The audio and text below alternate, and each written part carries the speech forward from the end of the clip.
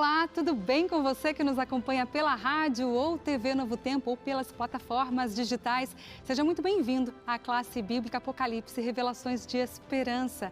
Já estamos no nosso estudo de número 18, é isso mesmo, 18 encontros por aqui. Se você perdeu algum desses nossos encontros ou quiser rever algum, é só entrar no ntplay.com. Todos os episódios já exibidos aqui na TV vão para lá, para o ntplay.com.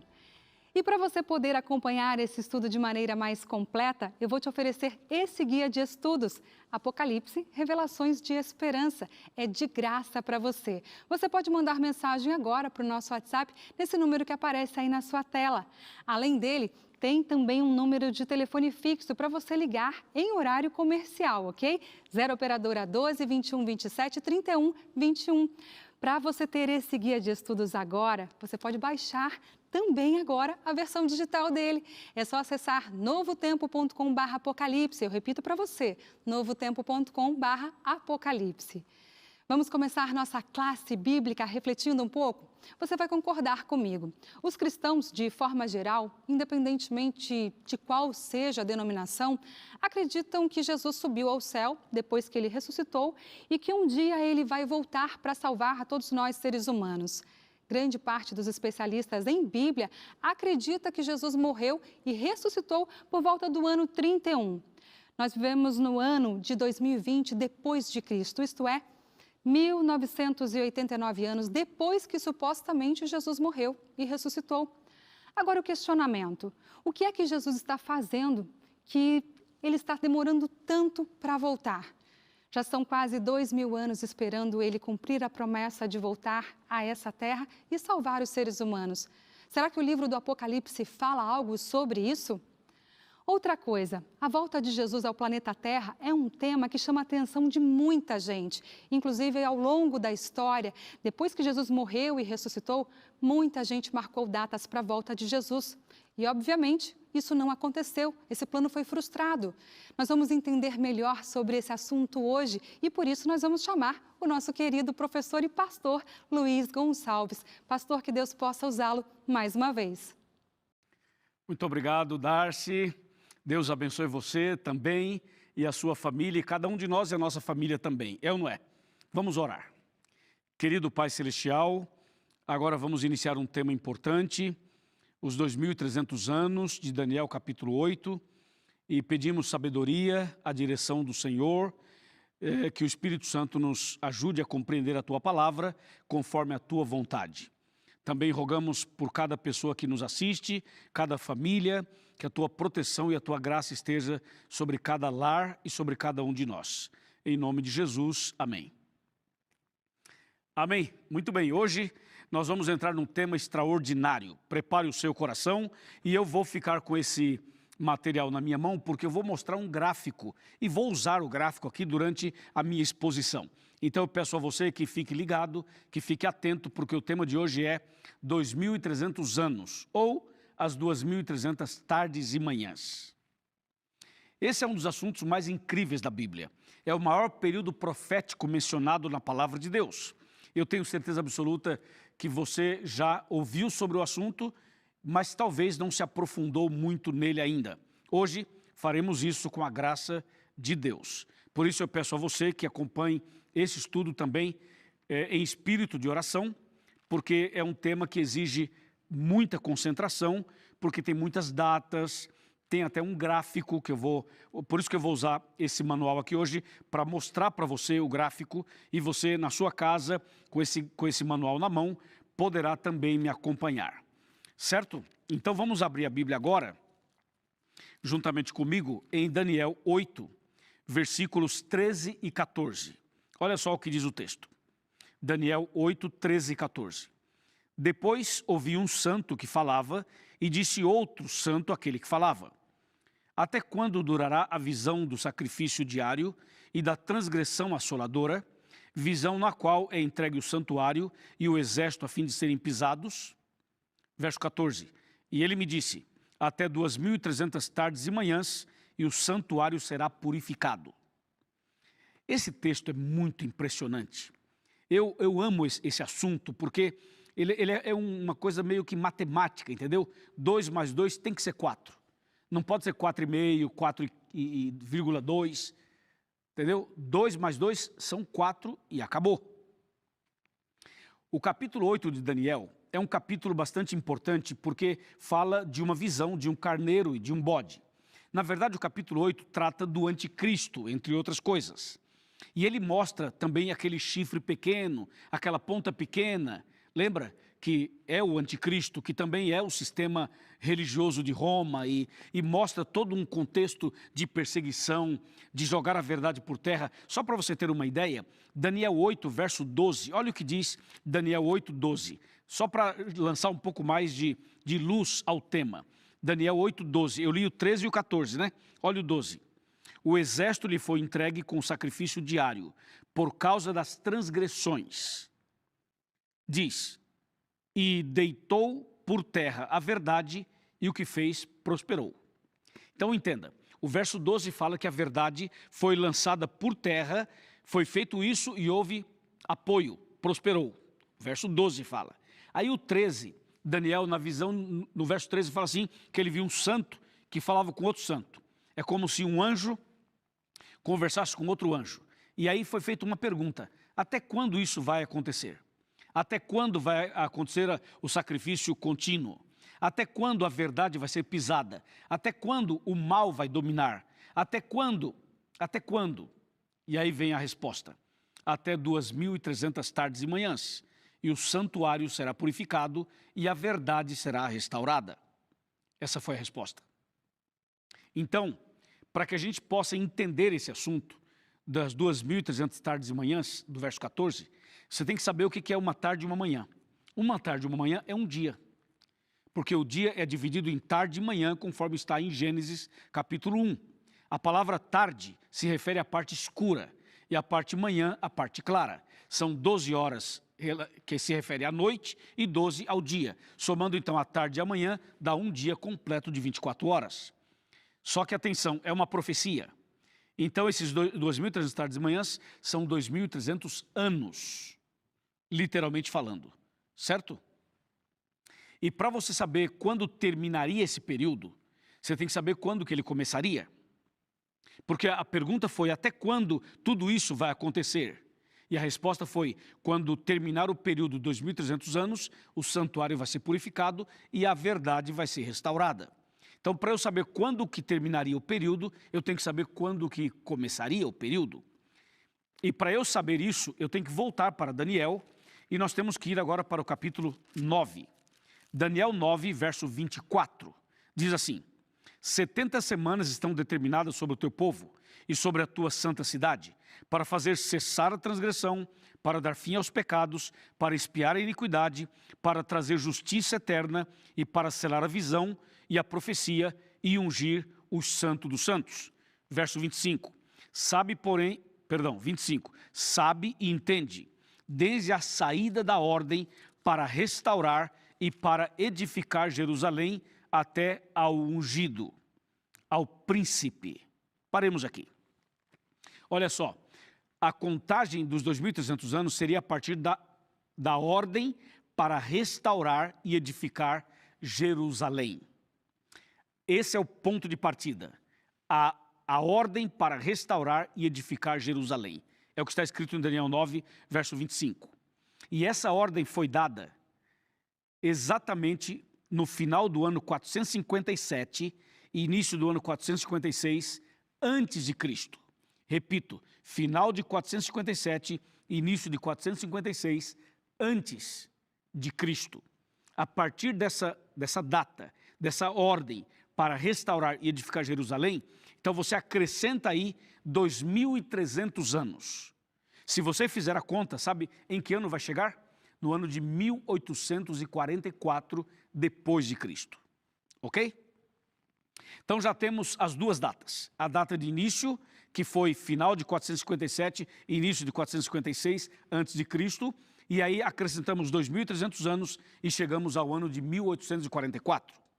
Certo? Portanto, as 2.300 tardes e manhãs, ou os 2.300 anos, terminariam em 1844 depois de Cristo. Só que dentro desse período todo, existem várias coisas importantes que, segundo a profecia, deveriam acontecer.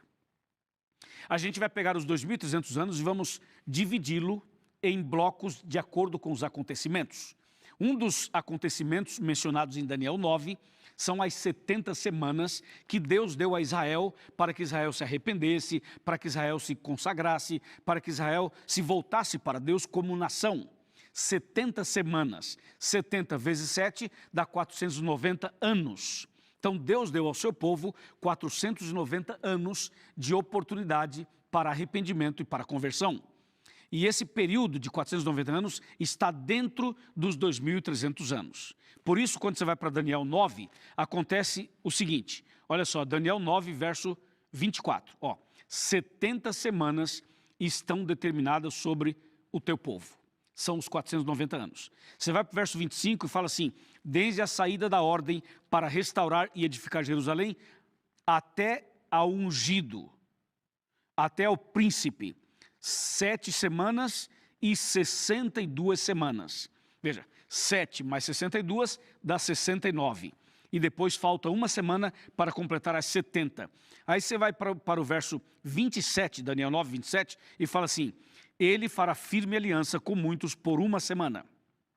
E na metade da semana fará cessar o sacrifício e a oferta de manjares. Sobre a asa das abominações virá o assolador, até que a destruição que está determinada se derrame sobre ele. Assim, de maneira bem simples e fácil de entender. Agora eu vou aqui para o nosso manual. Você que tem um manual, pegue por favor aí e abra na página... Vamos pegar aqui uma página onde está o gráfico. Página 106. Olha só, na página 106 você tem o gráfico. Você tem na sua casa, nas suas mãos, você pode acompanhar comigo. Olha só, esse é o gráfico das 2.300 tardes e manhãs, dos 2.300 anos. Eu vou explicar assim de uma forma que até uma criança vai entender, certo? Olha só, primeiramente... começa em 457 a.C., 456 ali, e aí então vem esse período todo sendo dividido. E a Bíblia fala que esse período, dentro desse período, teria as 70 semanas de oportunidade de arrependimento para Israel. Esse tempo iria até ao ungido. Jesus é ungido. A pergunta é a seguinte: quando Jesus foi ungido? Ele foi ungido no dia do seu batismo. De acordo com Atos 10, 38, Jesus foi ungido no seu batismo. Vamos pegar aqui Atos 10, verso 38. Diz assim: como Deus ungiu a Jesus de Nazaré com o Espírito Santo e com poder, o qual andou por toda parte fazendo bem e curando a todos os oprimidos do diabo, porque Deus era com ele. Então é isso. Aí Jesus, então, nasce da Virgem Maria, Jesus, então, cresce, Jesus, então, é batizado e no seu batismo ele foi ungido.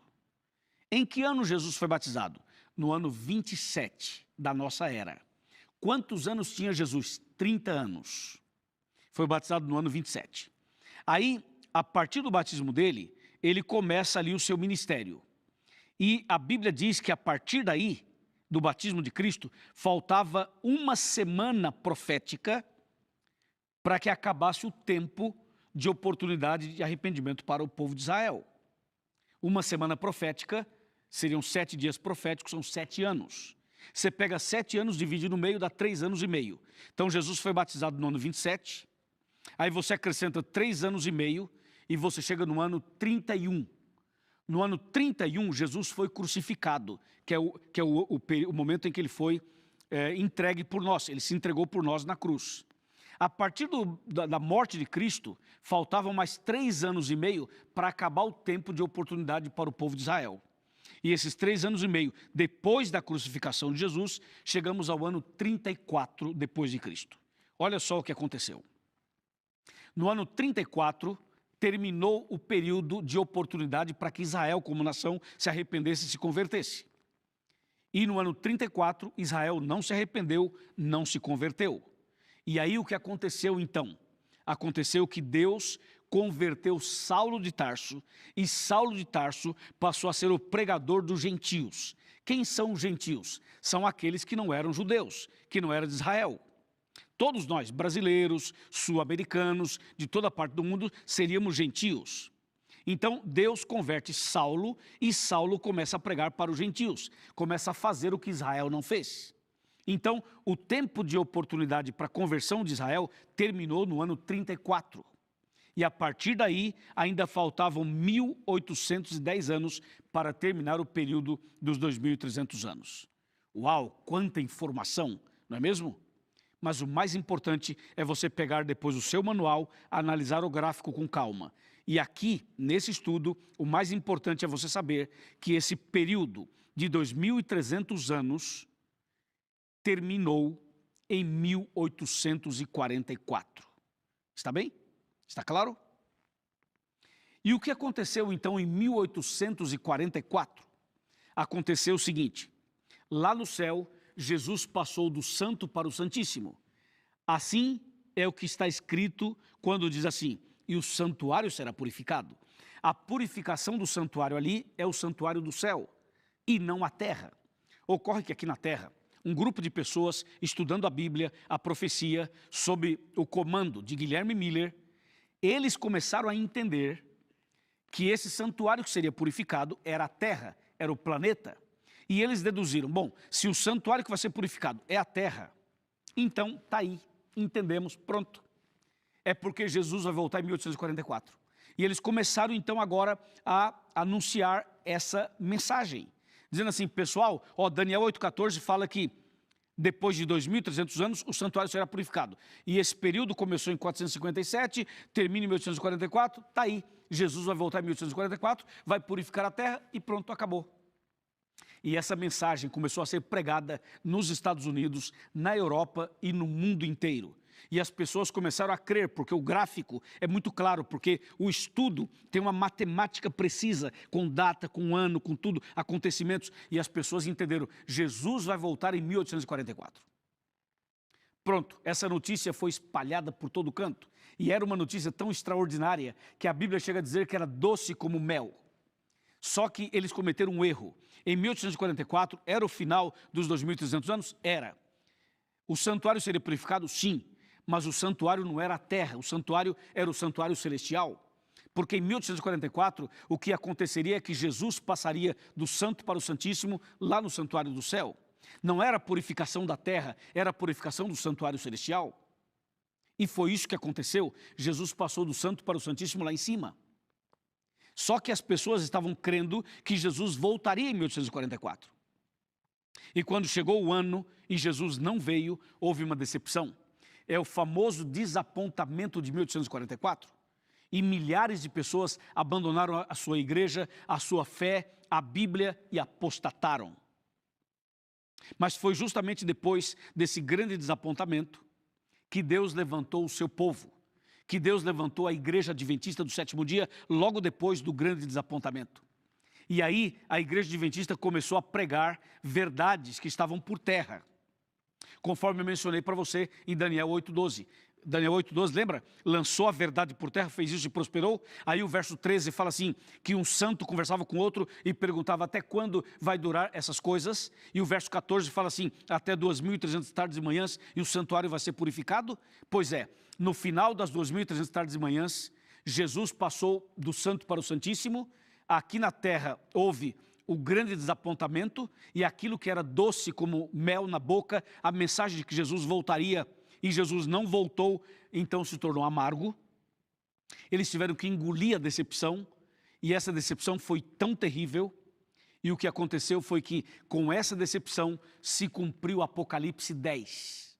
Apocalipse 10 mostra um livrinho aberto e foi dito, toma e come. Ele comeu e na boca era doce, quando engoliu se tornou amargo. É uma referência ao desapontamento de 1844. Lembre-se, nessa ocasião Jesus passou para o Santíssimo lá no céu. E aqui na terra Deus levanta a sua igreja. Deus levanta a Igreja Adventista do Sétimo Dia aqui na terra, sabe para quê? Para pregar a restauração da verdade. Deus começa um grande movimento aqui de restauração da verdade. Então entenda, no final dos 2.300 anos, Jesus passa por Santíssimo no céu, Deus levanta a igreja adventista na terra e começa esse grande movimento de restauração da verdade e também começa o tempo do fim. Tudo isso conforme Daniel 8, verso 14. Hoje, por exemplo, nós estamos no tempo do fim. Jesus hoje está no lugar santíssimo do santuário celestial, intercedendo por você e por mim. Enquanto isso, a porta da graça está aberta. Jesus intercede lá, o Espírito Santo trabalha aqui e eu prego aqui na TV. E prego nas igrejas. Não somente eu, mas muitos pastores, muitos pregadores no mundo inteiro estão pregando. Hoje o Evangelho está sendo pregado em praticamente o mundo todo. Nossa igreja está presente em mais de 212 países e ilhas do mundo, pregando em vários idiomas, na TV, no rádio, na internet, anunciando a mensagem de graça, de perdão, de reconciliação, de obediência, a verdade que salva, a verdade que cura e a verdade que liberta. Jesus intercede no Santíssimo e nós pregamos aqui. O desapontamento de 1844, infelizmente, aconteceu por causa de um erro de interpretação. Porém, esse erro estava profetizado até mesmo em Apocalipse 10. Lembra do livrinho? Doce na boca e amargo no estômago? Foi o desapontamento. Mas, amigo, a Bíblia diz que o dia da volta de Cristo ninguém sabe. Nem Guilherme Miller, nem você e nem eu. Ninguém sabe. Sabemos que ele vai voltar, mas quando ninguém sabe. Então o importante é que agora você se concentre na palavra de Deus, na verdade de Deus. E que você se prepare, porque Cristo vai voltar. Quando? Ninguém sabe. Está perto? Está. Os sinais anunciam? Sim. De acordo com os sinais, Cristo está bem perto de voltar. Então entenda uma coisa, hoje Deus chama você e a mim. Deus nos chama hoje, sabe para quê? Para entregar o coração para Ele, para tomar uma decisão, para estudar a Bíblia, para conhecer a verdade, para obedecer a verdade, para guardar seus mandamentos, para fazer uma restauração, para fazer uma reforma, para melhorar a sua relação com Ele, a sua alimentação, a sua comunhão, a sua evangelização, o estudo da Bíblia, a obediência aos mandamentos, a guarda do sábado. Deus chama você para conhecer a verdade restaurada e para que você possa também ser restaurado com o conhecimento da verdade. Porque em breve, Jesus vai terminar seu trabalho lá em cima. Em breve ele vai se levantar lá e vai dizer lá no Santíssimo, está feito, acabou, final, ponto final. E aí, aqui na terra, o Espírito Santo vai dizer assim, aqui também acabou, aqui também ponto final. Aí fecha a porta da graça e em seguida caem as 7 últimas pragas. E no final das pragas, Cristo voltará em glória e majestade para buscar você e a mim. Louvado seja Deus. Quando vai ser isso? Qual o dia? Ninguém sabe. Qual o mês? Ninguém sabe. Qual o ano? Ninguém sabe. De vez em quando aparecem pessoas por aí marcando datas. Tem gente falando que Jesus vai voltar em 2027, 2028. Existem vários pregadores por aí falando isso, mas não tem base bíblica, não é bíblico. O que a Bíblia diz é que Jesus vai voltar. Eu creio na volta dele e eu sei que esse dia está muito perto. Eu sei que esse dia está bem perto, mais do que você imagina. Por isso, meu amigo, a profecia de 2.300 anos já se cumpriu e agora estamos vivendo os últimos dias da história da humanidade. E eu quero te falar uma coisa mais sobre isso. Vem cá, chega mais perto, vamos sentar aqui na minha cadeira e eu quero te falar mais uma coisa para que você entenda definitivamente. Olha só, a palavra de Deus aqui em Apocalipse, no capítulo 22, olha só o que fala aqui no capítulo 22 de Apocalipse. Esse texto é muito importante e eu gostaria que você prestasse atenção no que eu vou ler agora. Apocalipse capítulo 22, versículo 10, fala assim, disse-me ainda, não seles as palavras da profecia desse livro, porque o tempo está próximo. Não cele as palavras desse livro, porque o tempo está próximo. Meu amigo, lá em Daniel 12, o livrinho estava fechado. Aqui em Apocalipse, o livrinho está aberto. Não celes as palavras desse livro, porque o tempo está próximo. E aí? Se Jesus voltasse hoje, você estaria preparado? Se hoje fosse o seu último dia na terra, você estaria preparado? Se essa fosse a sua última oportunidade, você estaria preparado? Sim ou não? Se sim, amém, continue. E se não, tome a decisão agora. Agora, entregue a sua vida para Jesus. Seja batizado, nasça de novo, comece uma vida nova. Estude mais a Bíblia, conheça mais a Bíblia. Procure a Igreja Adventista do Sétimo Dia. Nós temos um site que diz assim, encontreumaigreja.com.br. Vai lá, encontre uma igreja, faça uma visita para nós. Nós vamos te ajudar, vamos estudar a Bíblia com você, vamos ajudar você a dar um passo mais importante.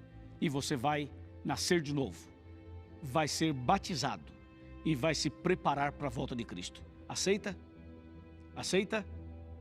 Muito bem, parabéns. Vamos fazer uma coisa? Eu vou orar por você agora. Depois da oração, permaneça nas redes sociais, que estaremos ao vivo para responder perguntas e aprofundar esse tema. Amém? Muito bem, vamos orar. Querido Pai Celestial, obrigado por esse assunto tão importante. Obrigado porque Jesus está no lugar santíssimo intercedendo por nós. Obrigado porque o Espírito Santo ainda trabalha em nosso favor. Agora abençoe essa pessoa que ora comigo, este homem e essa mulher, essa família. Que quando Jesus voltar, que essa pessoa esteja preparada. Eu entrego nas tuas mãos. Muito obrigado, Senhor. Em nome de Cristo Jesus. Amém. Louvado seja Deus por esta oportunidade tão linda, tão maravilhosa que nós temos de estudar a palavra de Deus.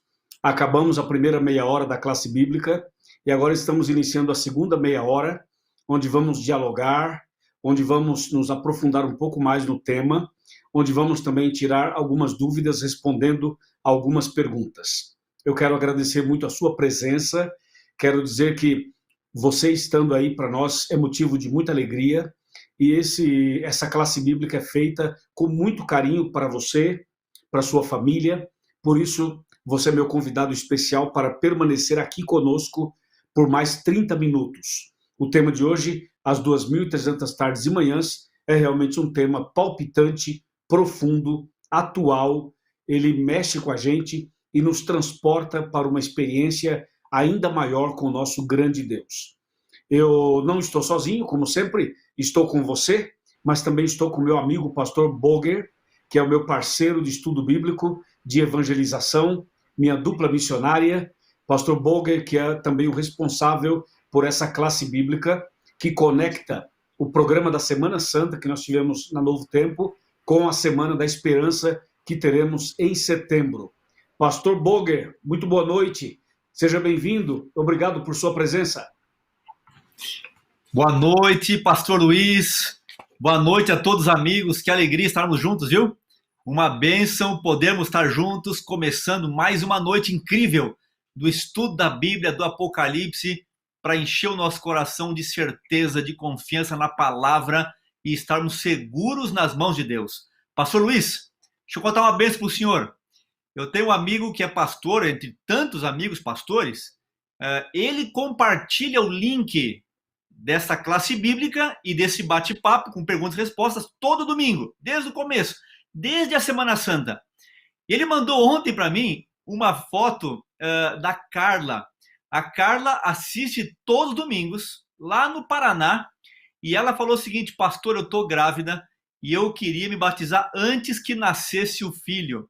E ela foi batizada, sabe quando, pastor Luiz? Ontem. Quando?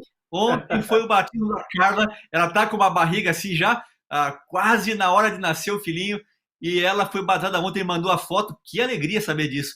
Ela, desde o começo, disse: pastor, eu quero me entregar a Jesus, não quero esperar passar a quarentena, e nem porque aí quando nasce o bebê é tudo mais complexo, e ela fez a decisão dela na hora certa, e que essa hora foi ontem. E eu estou muito feliz em poder compartilhar com tantos amigos essa decisão da Carla, nosso querido amigo pastor Rubens lá do Paraná, e eles realmente estão abençoados por essa classe bíblica, assim como tanta gente em nosso Brasil. Eu estou aqui com o nosso manual na mão, você pode pedir, você pode baixar esse material aí, você tem acesso a ele em PDF, por WhatsApp, impresso na sua casa, tudo gratuito.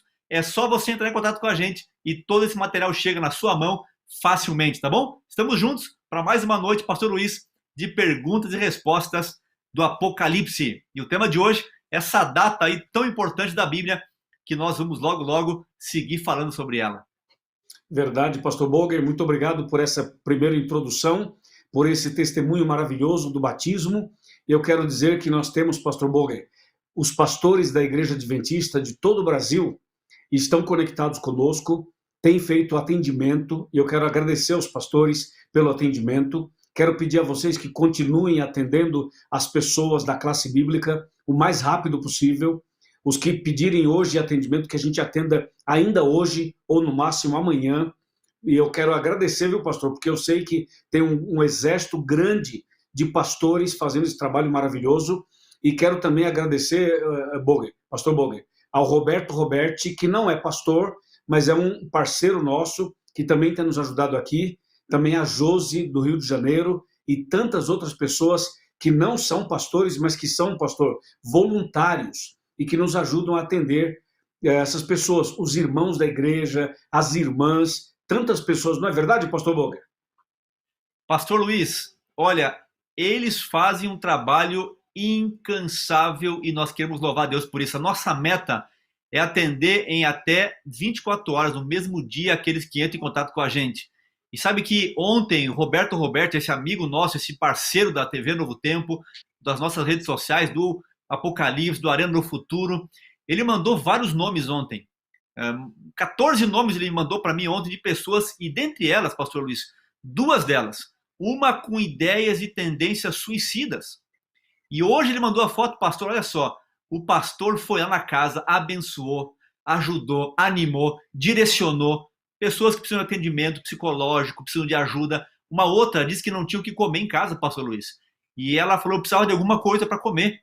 E o pastor foi lá no mesmo dia, na mesma hora, e levou uma linda cesta básica para começar a animar a pessoa. E são contatos que a gente faz, e essa rede que nós temos de pastores em todo o Brasil, ela é uma bênção. Os nossos amigos, os obreiros, eles atendem. É claro que às vezes a gente não consegue atender todos, porque alguma razão escapa num dia no outro, mas nós não queremos deixar de atender todos vocês de um modo muito especial.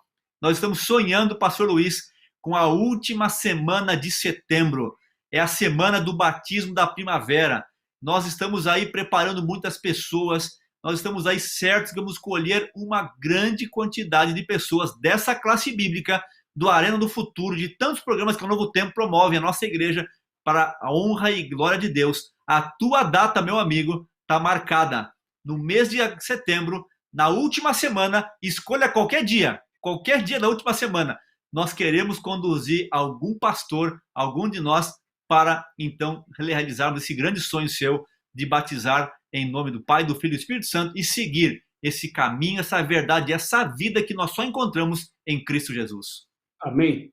Amém, pastor Boger. Eu tenho aqui esse nome que você mencionou, que o Roberto mandou, de pessoas que você acabou de mencionar. Olha aqui, ó, nós temos vários casos aqui e fotos de pessoas que tomaram as decisões e que estão sendo batizadas. Louvado seja Deus, pastor, por isso. Pastor Boger, vamos emendar, meu amigo, porque eu estou percebendo que está chovendo de perguntas e o tema de Daniel 8,14, Daniel 8 e 9 é um tema maravilhoso. É contigo, pastor Boger. Pastor Luiz, esse tema realmente ele é desafiador, mas ele é muito claro. Sabe que hoje eu fiz uma coisa que não lembro de ter feito antes. Claro, preparando para o tema de hoje, para as perguntas que viriam.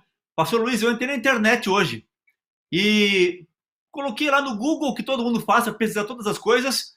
Perguntei assim, qual que é a data para restaurar Jerusalém?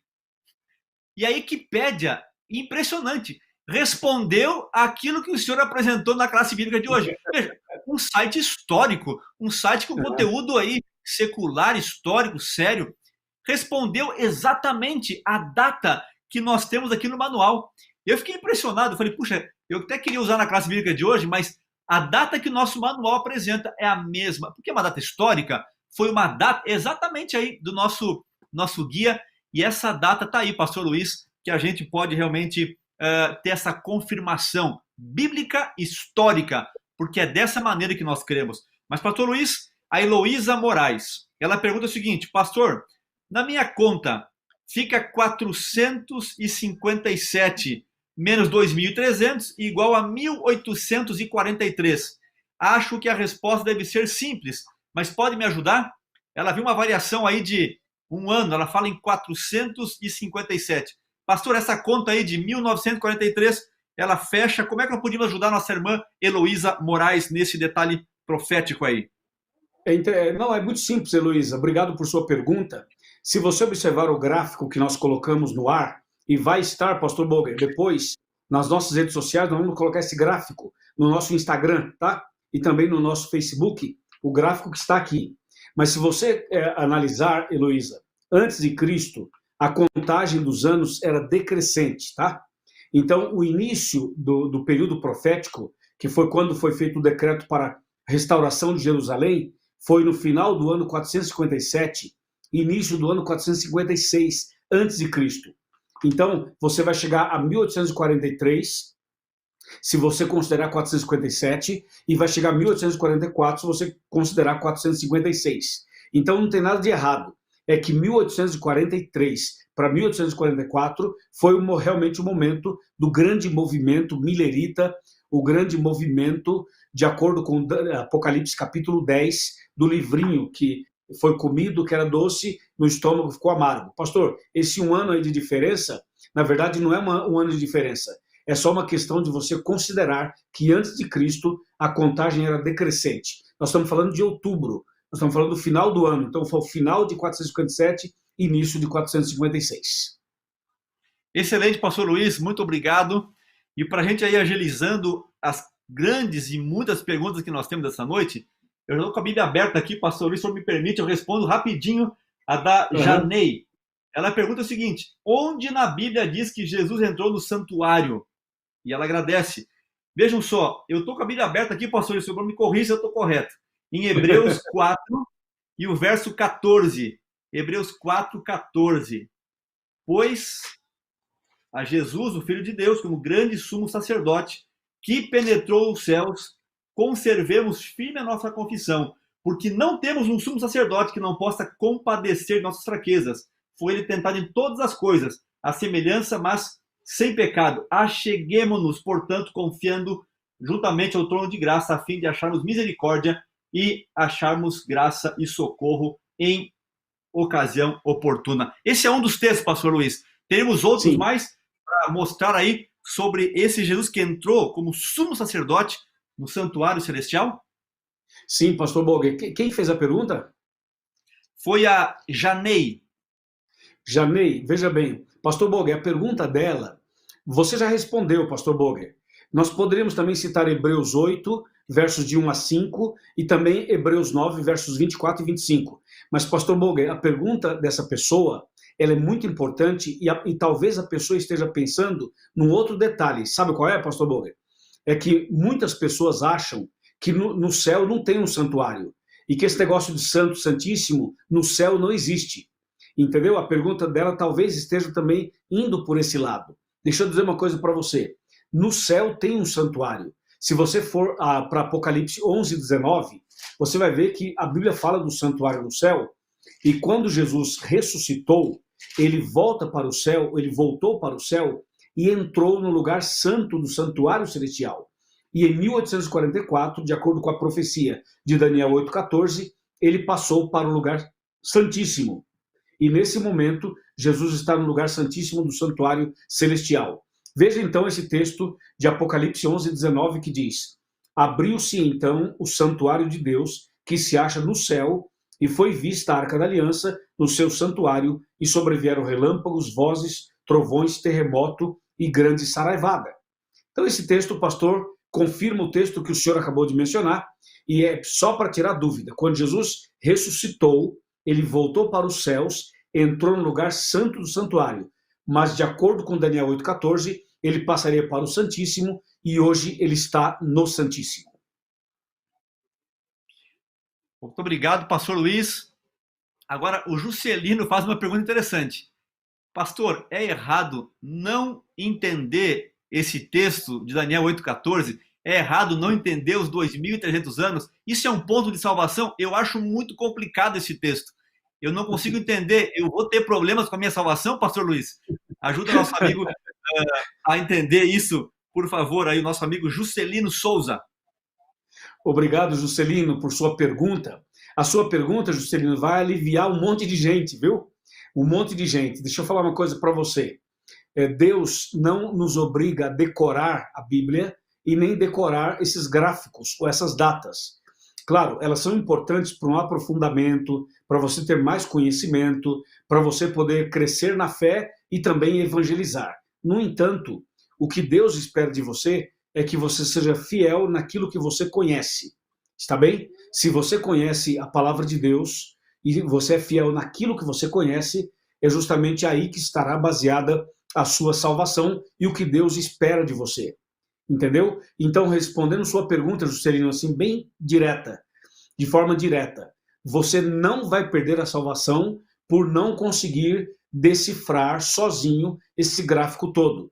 É por isso, pastor Boga, que nós temos aqui esse guia que ajuda as pessoas, né? Nós não somos obrigados a decorar tudo isso, mas você precisa entender basicamente uma coisa: Jesus é o seu Salvador, você precisa aceitá-lo como Salvador e precisa aceitá-lo como Senhor. Ou seja, aceitar Jesus, guardar seus mandamentos, entregar a vida para Ele e andar em comunhão com Ele durante toda a sua vida. Isso sim vai te dar a salvação. Muito obrigado, pastor Luiz. Que maravilha podermos ter essa profundidade e, ao mesmo tempo, essa simplicidade que a Bíblia alcança a todos. Agora, a irmã Ivete Guares, ela pergunta o seguinte: como que eles cometeram um erro tão simples em 1844 e marcar uma data para a volta de Jesus, se a Bíblia é tão clara em dizer que o dia e a hora ninguém sabe? Como que eles marcaram uma data, pastor Luiz? Como que eles cometeram um erro bíblico assim tão simples, assim tão inaceitável para nós hoje, né? Por que eles cometeram essa... A gente tem alguma resposta para isso? Para ajudar a nossa irmã Ivete Guares aí? Sim. Ô, irmã Ivete, a sua pergunta é muito boa. Veja, você fala que é uma questão simples, irmã Ivete, porque você e eu já entendemos o assunto. Quando você entende o assunto, é muito simples. Por exemplo, você também não pensa assim, como é que Pedro negou Jesus? Você não pensa assim? Fala assim, que isso? Pedro seguia Jesus, negou Jesus? Eu não faria isso. Cuidado, porque talvez se você estivesse lá, você faria igual. Outra coisa, você sabia, Ivete, que tem vários textos na Bíblia que até hoje as pessoas entendem errado? Até hoje entendem errado. Então, quando a gente começa a explicar, a pessoa fala assim, puxa, como é que eu não parei para pensar nisso? Então, não foi só Guilherme Miller e os seus seguidores que simplesmente se equivocaram. Todo mundo se equivoca. Por exemplo, eu vou te dar um texto bíblico. Mateus, pastor Boga, Mateus 19, 26, fala assim, aquilo que é impossível para os homens é possível para Deus. A maioria usa esse texto fora do contexto. Entendeu? Ou seja, usa o texto de uma outra maneira. E nem por isso Deus vai condenar a pessoa. O Salmo 91. Quantas pessoas pegam o Salmo 91, pastor Boga, e usam o texto fora do contexto? Então, esse problema que eles tiveram lá com os mileritas, pastor, é um problema que hoje também nós temos em outras áreas, outros textos. Então, veja, não que eles errassem porque eles eram ignorantes e era uma coisa tão simples. Não era tão simples. É simples hoje, que a gente entende, mas para eles lá era muito complexo. Porque o texto de Daniel 8,14 é um texto matemático, tá certo? E matemática é uma matéria exata. 2 mais 2 tem que ser 4. Então, quando eles fizeram o gráfico, chegaram às datas, a coisa era tão clara, tão contundente, pastor, que eles não tiveram dúvidas. O equívoco deles é que fala assim, o santuário será purificado. E eles entenderam que esse santuário seria a terra, e não o santuário celestial. Veja que é um texto realmente delicado aí, não é tão simples de você entender, a não ser que você tenha um conhecimento mais profundo. Mas até mesmo, pastor Boger e irmã Ivete, até mesmo o erro deles era o cumprimento de uma profecia de Apocalipse 10. Pastor Luiz, temos uma pergunta muito interessante da Ana Maria José.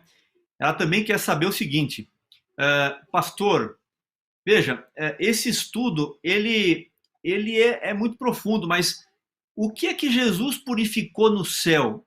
quando ele passa do santo para o santíssimo, entra pecado no céu? O céu recebe pecados? Como que ele vai purificar uma coisa num lugar que é perfeito e santo como o céu? Pastor Luiz, vamos ajudar Maria José a entender o que é que Cristo purificou no santuário? Ô Maria José, a sua pergunta é muito boa, é muito sensível também e muito boa, pastor Boger. Então, irmã Maria José, veja só, no céu não tem pecado, no céu não tem sujeira, no céu não tem maldade, ok? Mas veja uma coisa, Jesus, quando ele ministra no lugar santíssimo, e a Bíblia fala assim, que ele começou a purificação do santuário, é porque Jesus começou ali, pastor Boger, o juízo final.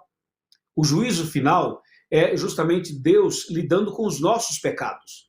E os nossos pecados que não estão no céu, mas estão aqui, mas eles são, Jesus lida com os nossos problemas a partir do seu ministério celestial.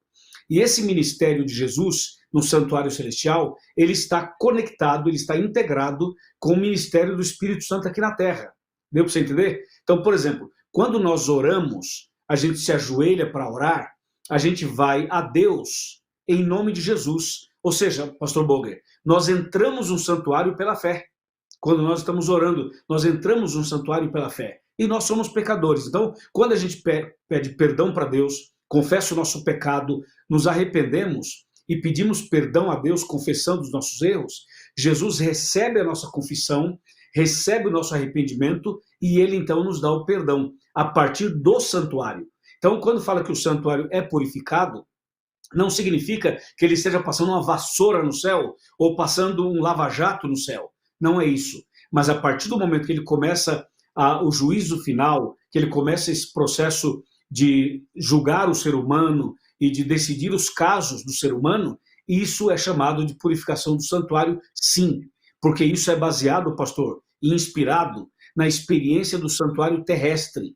Quando o sumo sacerdote passava do santo para o santíssimo no santuário terrestre, era o dia da expiação, que era o dia da purificação do santuário.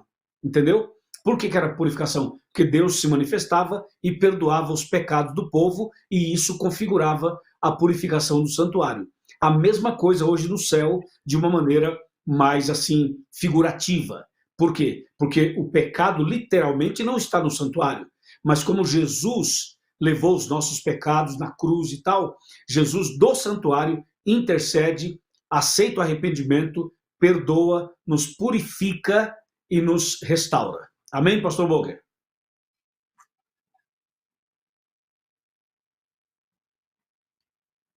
Alô, pastor Boger? Parece que deu uma travada aí na sua imagem, pastor Boger. Não sei se você está me ouvindo, mas eu vou falando aqui e assim que você voltar, você continua comigo nesse bate-papo, tá bom? Nós respondemos a pergunta da Maria José e agora eu tenho aqui também a participação da Isabela Machado. O pastor Boger, assim que voltar, pode entrar normalmente, pastor Boger, sem nenhum problema, tá bom? Mas a Isabela Machado mandou a seguinte pergunta aqui. Como entender Apocalipse 21, verso 22, a respeito do santuário? Vamos pegar aqui, então, Apocalipse capítulo 21, versículo 22. Diz assim, 21, 22, assim que o pastor Boger tiver ok, pode voltar, viu, pastor Boger? Sem nenhum problema.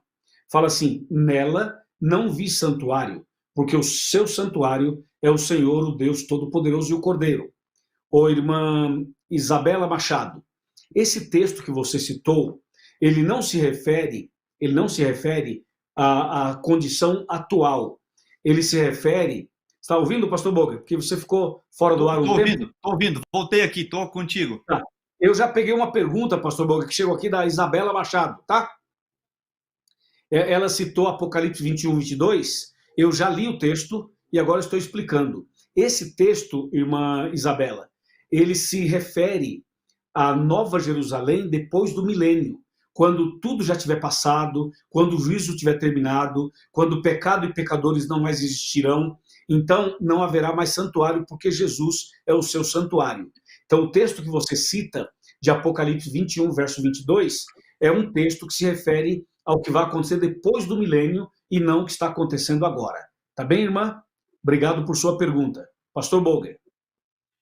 Pastor Luiz, muito obrigado aí por cada resposta, cada momento importante que a gente tem realmente analisado. Agora, vejam só, o senhor mencionou no finalzinho da classe bíblica, lá da primeira meia hora, o texto de Apocalipse, capítulo 10. A nossa classe bíblica, ela fala do Apocalipse, tudo isso que nós estamos vivendo. E Apocalipse 10, nós temos lá esse livrinho. Que livrinho era esse, pastor Luiz? E alguns dizem que a igreja surgiu de um desapontamento. É isso mesmo? Ela surgiu de um desapontamento ou surgiu de Apocalipse 10? De onde surgiu a igreja adventista do sétimo dia, pastor Luiz? Pastor Boger, essa é uma pergunta extraordinária e ela é indispensável até, né? Mas se você observar bem, a igreja adventista, ela não surge de um desapontamento. A igreja adventista surge de acordo com a profecia. Ela faz parte de um contexto profético. A igreja adventista é um movimento profético. Se você observar bem, sabe quando que aparece a igreja adventista aqui? Ela aparece em Apocalipse 10, verso 11. Verso 11, depois do desapontamento. Ela não surge do desapontamento. Ela surge como solução para o desapontamento. Deu para você entender? E ela também está em Daniel 8:14. E também está em Apocalipse 14.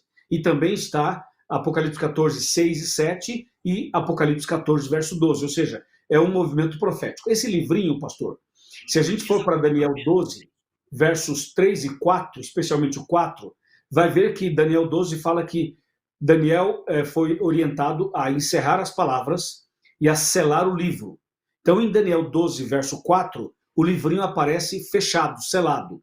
Em Apocalipse 10, você encontra o livrinho aberto, como diz claramente Apocalipse 10, verso 2. Fala que o anjo tinha o livrinho aberto.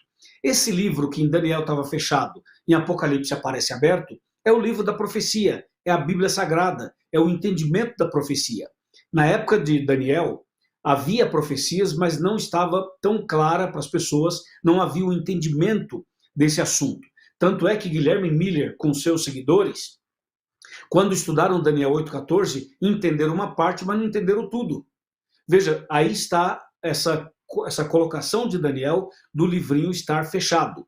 Mas em Apocalipse, o livrinho aparece aberto, mostrando que chegaria um tempo em que Deus levantaria um povo na terra, e aí entra a igreja adventista, que abriria esse livrinho, que explicaria a profecia, que desvendaria o mistério, que mostraria o significado. E a partir de 1844, pastor, começa ali, um pouquinho antes, o tempo do fim. E Deus levanta o seu povo, que começa agora a multiplicar o conhecimento, a ciência da Bíblia, e o livrinho aberto significa que o povo de Deus começa a entender mais profundamente as profecias. Isso é tão verdade, pastor Boger, que olha nós dois aqui tratando de uma profecia com o livrinho aberto, desvendando os mistérios que antes não era possível compreender. Excelente, pastor Luiz. E olha só, o Evandro Silva, ele pergunta como que a gente pode afirmar que o desapontamento de 1844, o final desses 2.300 anos do tema dessa noite, como que a gente pode afirmar que esse era o livrinho que era doce na boca e amargo no estômago? Pastor Luiz, é correto dizer, ajudando na resposta já um pouquinho, que o único livro selado da Bíblia era o livro de Daniel? É correto dizer isso, pastor Luiz? Excelente. Aliás, muito obrigado ao Evandro por essa pergunta, pastor Boger. É o seguinte, quando você analisa, por exemplo, o livro de Daniel, na época de Daniel, não havia o Apocalipse. Correto, pastor? Na época de Daniel, não existia o Novo Testamento, só o Velho Testamento. Entendeu? Então, quando diz que o livrinho lá estava fechado, era uma referência às profecias de Daniel, porque era o livro que existia como parte do Velho Testamento. No entanto, pastor Boger, o desapontamento de 1844 se dá no Novo Testamento. Ok? Então, quando você vai para o Novo Testamento, de acordo com 1844, aí você tem os dois livros. Você tem Daniel e tem o Apocalipse, porque os dois livros se completam. Entendeu? Então, quando você começa os 2.300 anos, só tem o Velho Testamento. Quando você termina o período profético, já tem o Novo Testamento. Entendeu? Quando Guilherme Miller, por exemplo, estudou as profecias, já existia o Novo Testamento. Então, na verdade, esse livrinho fechado era o livro de Daniel. mas o livrinho aberto já se refere ao Apocalipse e também a Daniel, porque estamos falando aí do Novo Testamento. E, pastor Boger, Daniel 2, Daniel 7, Daniel 8, eles aparecem em Apocalipse 12, 13, 17 e 18. Ou seja, você não consegue entender Daniel sem estudar o Apocalipse. Por isso que Daniel é um livrinho fechado. À medida que vai chegando agora o Novo Testamento, vai chegando o tempo do fim, a ciência se multiplicou, como dizia Daniel 12, verso 3, aí sim as coisas começaram a ficar claras. E por que, pastor Boger, que nós afirmamos que o Desapontamento de 1844 é o livrinho que era doce na boca e amargo no estômago? Nós afirmamos isso pelas características do capítulo 10 e também pelas características de Daniel 12. Por isso nós podemos afirmar. E quando você analisa a história, nós encontramos na história vários desapontamentos, porém nenhum deles relacionado ao livrinho fechado e ao livrinho aberto. O que tem relação do livrinho fechado e aberto é o que aconteceu em 1844. Mas, se você olhar, por exemplo, para a cruz, na cruz teve desapontamento, porque as pessoas esperavam de Jesus uma coisa e aconteceu outra. Porque as pessoas tinham uma má compreensão do ministério de Jesus. Não que Jesus tenha feito alguma coisa diferente do que estava profetizado, mas as pessoas entenderam equivocadamente. Então, por isso, se decepcionaram. Por exemplo, tinha pessoas que achavam que Jesus ia estabelecer o seu reino politicamente. Ia derrotar Pilatos, César, o Império Romano, ia dominar, ia contratar os 12 discípulos como seus ministros.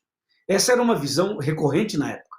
Quando isso não aconteceu, houve uma decepção. Foi tão verdade, pastor Boger, que os 12 discípulos, quando Jesus foi preso e foi levado, eles fugiram. Isso foi um desapontamento. Só que ali, pastor Boger, não entra a característica do livrinho fechado e do livrinho aberto.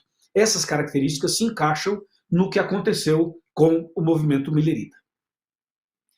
Pastor Luiz, é muito bom estar com o senhor aqui aos domingos, a esses vários meses e até 6 de setembro. Que alegria poder responder, ajudar as pessoas, esclarecer pela Bíblia e para que elas possam ter paz e tranquilidade. Nosso tempo, infelizmente, terminou agora e nós temos aí o momento de orar por cada pedido. Muita gente coloca aqui seu pedido, nós olhamos com carinho a cada um deles e nós queremos também orar, pastor Luiz. Mas antes de orar, nós precisamos pedir que essas pessoas tomem uma decisão clara ao lado de Cristo Jesus. Vejam, Apocalipse 10, verso 11, ainda tem uma parte para se cumprir.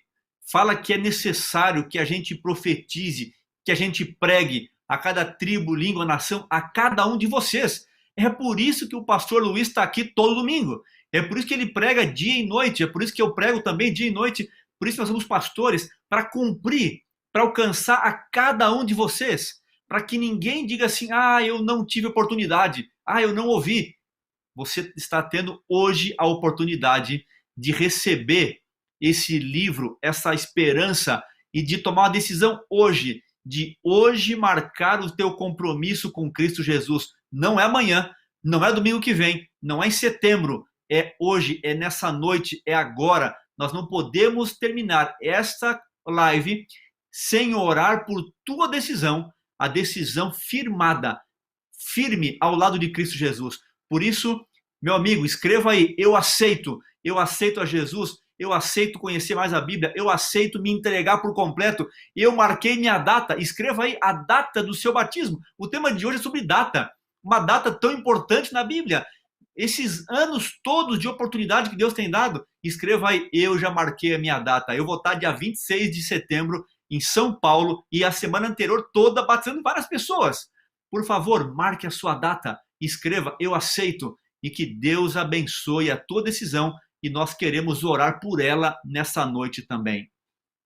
É isso mesmo, pastor Boger, 100% de apoio e concordo com o que você acaba de dizer. E eu quero só finalizar, pastor Boger, convidando o meu amigo internauta a se tornar adventista. Eu quero convidar você para ser membro da Igreja Adventista. Eu tomei minha decisão, alguns anos atrás, de ser membro da Igreja Adventista. Foi a melhor decisão que eu tomei na minha vida. E de lá para cá, eu tenho pregado o Evangelho juntamente com outros pastores, como estou fazendo agora com o pastor Boger, e as pessoas têm compreendido as verdades da palavra de Deus. Se você tem dúvidas, continue estudando a Bíblia. Aliás, a gente sempre deve continuar estudando a Bíblia. Até hoje, nós que somos pastores, continuamos estudando a Bíblia. Mas hoje o convite para você é que você tome a decisão de aceitar Jesus, nascer de novo, ser batizado e pertencer à Igreja Adventista do Sétimo Dia. Eu vou pedir para você um favor. Pega o seu telefone, pega o seu celular aí, faça isso aqui, ó. Pega aí, pastor Boger, seu celular. Tá aí, seu celular, pastor Boger? Aqui, tá na mão aqui. Pastor Boger, faça uma selfie sua aí. Vou fazer uma minha aqui, tá? Faça uma, ó, você que está em casa, faça o que nós vamos fazer agora. Tô fazendo uma selfie minha aqui, ok? Sorria, né, Boger? Sorria, né?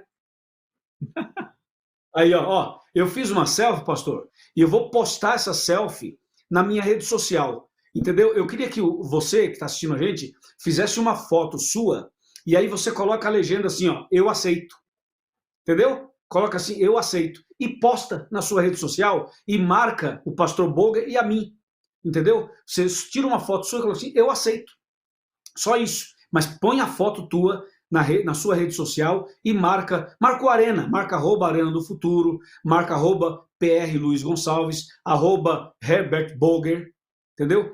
Marca, eu tenho certeza, pastor, que essa vai ser uma forma da gente, durante a semana inteira, receber fotos de pessoas dizendo isso. Pastor Boger, agora eu vou tirar uma foto minha e sua, tá? Para a gente poder também postar essa foto. Pastor, já preparei aqui. Olha para a câmera, dá um sorriso bem legal. Dá um sorriso bem legal. 1, 2, 3. Aí, essa foto, pastor, vai aparecer do jeito que está aqui, tem um horário na tela, não tem problema não. Mas nós vamos postar também essa foto. E você que tirou a sua foto, você posta pra gente a foto, manda nas redes sociais e coloca assim, eu aceito, eu aceito. Tá bom? Parabéns. Pastor Boger, você é o homem que eu oro na primeira meia hora, né? E você ora na segunda meia hora, tá bom? Ok, pastor Luiz, vamos orar então e colocar na mão de Deus cada decisão, cada pessoa que nos assiste e tendo a certeza que Deus vai estar aí com você, ao seu lado, te abençoando mais uma vez. Querido Pai, nosso Deus, muito obrigado, Senhor, por mais essa noite de classe bíblica, por usar o pastor Luiz, usar a todos nós, a equipe toda, para juntos, Senhor, levar mais esperança, mais confiança e certeza de que a sua palavra é infalível. Ela nunca falhou ao longo desses 2.300 anos, ao longo de toda a história, e ela não vai falhar na vida de cada um de nós também. Por favor, Pai, tome em teus braços a cada internauta, cada pessoa, cada amigo com as lutas que tem, e eu te peço, na próxima semana, proteja, guarde e abençoe a todos nós. E aqueles que já marcaram a sua data, firme essa data da entrega do batismo, é o que nós te pedimos, Senhor, em cada coração, por Jesus. Amém e amém.